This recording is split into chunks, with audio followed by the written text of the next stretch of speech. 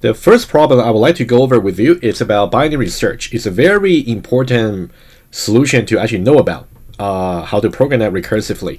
And I would like you to compare this binary search with the kind of linear search you actually did earlier, maybe in the first year. Let's say given an array which may or may not be sorted, you simply want to go from the beginning until the end and then try to search for whatever element you're looking for and return true if the element exists and return false otherwise.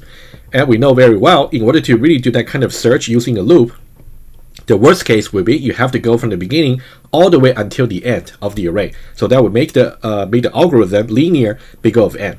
But now for the binary search, with some additional precondition or assumption on the input, we will be able to actually achieve drastically improved performance for the runtime. So that's something I want you to keep in mind. So what we are compromising over here is by imposing some constraint on the client sides, meaning that any clients who actually want to make use of the service of the binary search, the clients will have to make sure the input they actually fit in to this binary search algorithm should really satisfy certain condition. Pretty much like, if you want to put your lunchbox into the microwave analogy, right? You want to make sure your lunchbox is not explosive. So it's a similar idea. Let's now take a look. So what's really the searching problem? It's a very classic computer science problem over here for searching. And binary search is definitely one of the most efficient ways to really do searching. Let's see what the problem is, what the precondition and post conditions are, and then we'll see how to solve it recursively. So given a numerical key over here, I think the idea about what a key is will be clearer when we actually talk about maybe trees and maybe later on hash table, maybe a little bit later. But just think about just some numerical value you want to search for in the array. And here an array of n numbers, so that'll be the input size. And the precondition over here is really important. The input array must be sorted, right? So as I go over the recursive algorithm with you, you can think about what if the algorithm was actually run on some input array that is not sorted. Is it going to work? Right? That's some question for you. But here, the precondition must be the array must be sorted. You can think about in the algorithm, you may simply want to encode this to say if the array is not sorted, you're going to throw some new exception. I don't think that's actually in my code. We'll see. But I think that's something you got to remember if you want to code it up properly. And the sorted order, for now, let's assume it's going to be non-descending order. Of course, if you want to say, what about non-ascending order? In that case, that's also fine, but you will have to adjust the way you do the comparison in the binary search algorithm. That will be some exercise for you. If I remember, I'll try to write it down on the iPad before we actually draw the conclusion on this case study. Right, so there's a non-descending order, as we spoke about earlier. And what will be the post condition? So the precondition here is simply not none. So that means your input must be sorted. The post condition will be you're going to return some Boolean value indicating whether or not the value k exists in the array A that is sorted. Right? So that's a very simple problem over here. We know about the input, we know about the output, but how exactly do we solve it? Right? And so this is something I just mentioned in the very beginning. What is the running time of a search on some unsorted array? Now here, I want you to think about, does it really matter if you actually try to implement this particular search over an array to search for the elements, either using a loop or maybe using some recursive solution, right? You can definitely try to search an array recursively. Yeah, that will be something you should be able to do, given that you catch up with the basics about the recursion in Java, right? For that one, if you got any trouble, you can let me know. We can talk about it. But for now, does it really matter if we try to implement this search recursively or non-recursive or iteratively using a loop on the unsorted array? So meaning that we're solving a different problem over here. In the case of the searching problem over here, we're assuming that the array input is actually sorted. But now I'm relaxing that assumption. If the array is unsorted, what will be the running time? It turns out it will just be linear. So whatever you implemented back in your first year was really the best solution if we couldn't really impose any precondition on the input array. If the array may or may not be sorted, in that case, if you either run it iteratively or recursively, the worst case would be you got to go from the beginning of the array all the way until the end of the array when you actually search for the elements. Maybe it only can be found at the end of the array. In that case, it would just be linear. There's no way around it. But by imposing this particular precondition here, we will be able to drastically improve the performance. I'll talk about the running time as well, but let's talk about how exactly this algorithm will work. So a recursive solution over here, I actually lay out the different steps about how things should be done. But I would say I'll leave that reading to you. Let's not waste time reading off the slides. Let me now go directly to my iPad. Let's now talk about a critical idea about binary search, and then I'll go over some Java code with you and with some tracing. Okay. And always remember, in order for you to do binary search, if your array is not sorted, then there's no way the binary search will work. It might work in some cases, but it will definitely fail to work in other cases, right? If I got time, I will talk about it maybe a little bit later. But let's say precondition here, always remember. Let's say this is your input array, and we got index 0 all the way to a length minus 1, right? So here it's simply just the middle, all right? And it's really important to actually understand the property of the sorted array in the non-descending order, right? Let me say this. Let me denote, let's say this part over here is the middle elements, right? This is somewhere in the middle of the array, right? Over here, that's the middle. Tell me something. If I use this element over here as a comparison point, how do I compare this number over here with all the numbers to the left of that number? And also, how do I compare this blue number over here with all the numbers to the right to it, all the way until the end of the array? We got two regions over here. You can think about this is more like a pivot over here, which will partition the array into two parts, left half and also right half over here. So how do we compare the numbers? You can now pause the video and tell me the answer, even though I cannot hear it, but you can think about the answer. All right, assuming that you thought about it, right? The answer is, for all the numbers to the left over here, it's guaranteed. All of the numbers over here should be less than or equal to this particular value. Let me say this value over here is v. Okay, let's say if this value over here is simply just v. Okay, let's say it's v over here. They should be strictly less. It should be less than or equal to v, because the input array is actually sorted. Agree? And symmetrically, all the numbers to the left, all the numbers to the right of that pivot point over here, all the way to the end over here, right? This is the second region, the right partition, right? Let me just not lose the index over here. And what about the property for that?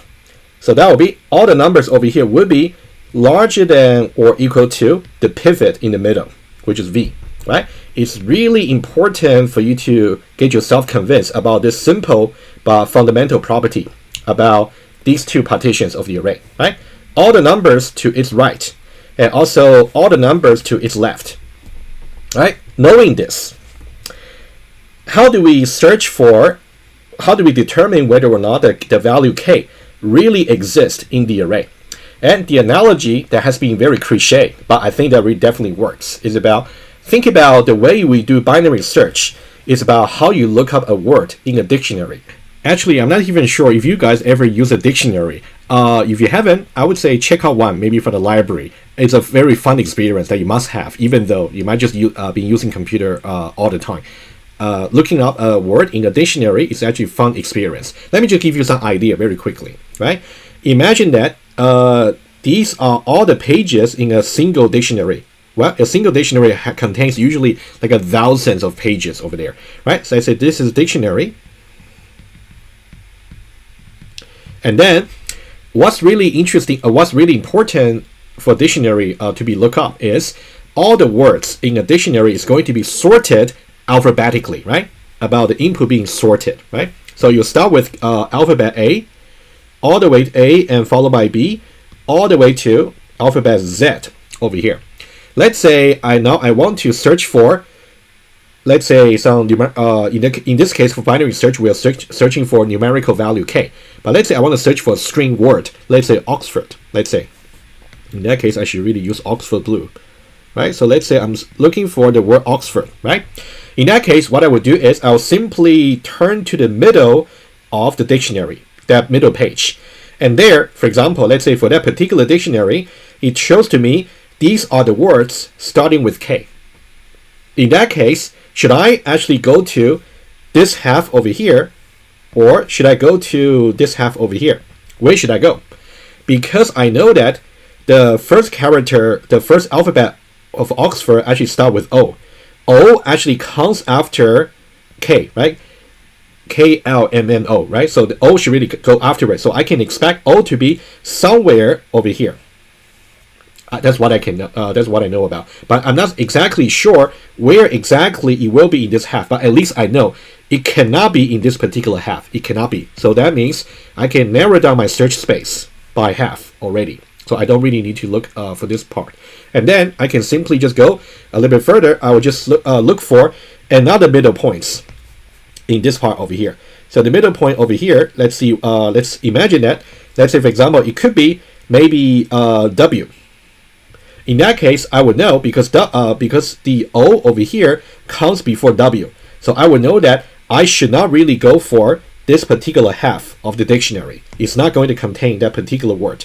In that case, it must be somewhere over here, right? I just keep doing this particular process until I can actually search, I can actually find a page for Oxford over here, right? So that's a very similar, that's exactly the same process that we're trying to do for binary search.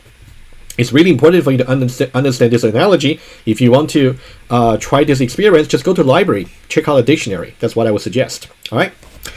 Right. So now, how do we actually search for a K in the array? Similar idea, right? You want to think about. You want to keep just going to the middle points. Okay. So keep accessing the middle of the search space. And I'm using the word very carefully over here. I'm saying the search space, right? The search space is going to be narrowed each time when you don't really hit the word or hit the value you're looking for. For example, initially the search space is going to be the entire array over here. In that case, we simply go to its middle. And let's say the number I'm trying to find out happens to be in this particular region because it's actually less than, it's strictly less than, let's say, this particular value. If it is equal to, I have already found it. I don't need to go any further, would I? Right? In that case, let's say the value is strictly less than this value over here. In that case, I have already narrowed down the search space over here by half. Right? In that case, I can now go to the middle point to really access the narrow search space. Right? So that's what I really meant by accessing the middle of the search space, which is halved each time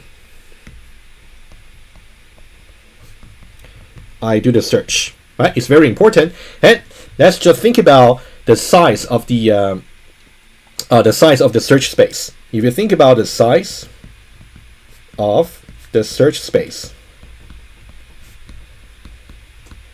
right? If you think about it, initially it's just going to be n, entire array over here. Depending on whether you go to the left or right, doesn't matter. It's just going to be half. So n over 2. And then n over 2, and then n over 4, all the way down to, eventually you can get to 1. So now the running time for binary search at a very high level, you just have to think about starting from some maybe very big value of n. How long does it take for you to go eventually to a search space with only size 1? Because once you go to the size 1, either you hit the value you're looking for, or you simply don't hit it. In that case, the value simply doesn't exist in the sorted array over here. So that'll be the idea. All right. It's very important for you to try to understand how binary search will actually work at a high level without seeing any code. I think that's equally important. All right. Let me just put a search space over here. Right. And of course, later on, when we actually try to calculate the running time for the recursive algorithm for binary search, we'll see that for this part over here, it will take exactly log n times to narrow the search space to size 1, like a base case. right? So you'll be exactly log in.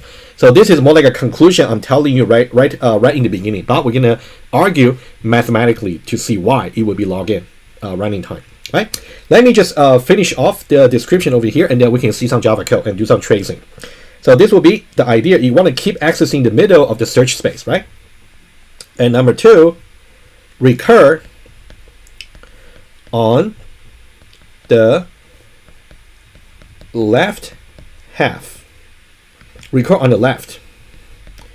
If I need to, if somehow the value, if the k I'm looking for is less than or equal to the value over here, in that case, I need to recur on the left, right?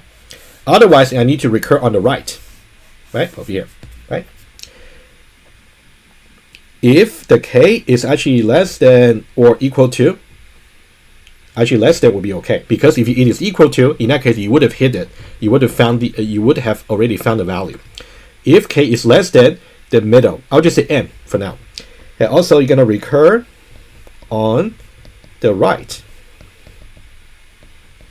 If the k you're looking for is strictly larger than n, right? Either way, you cannot go for both ways. Either way, right?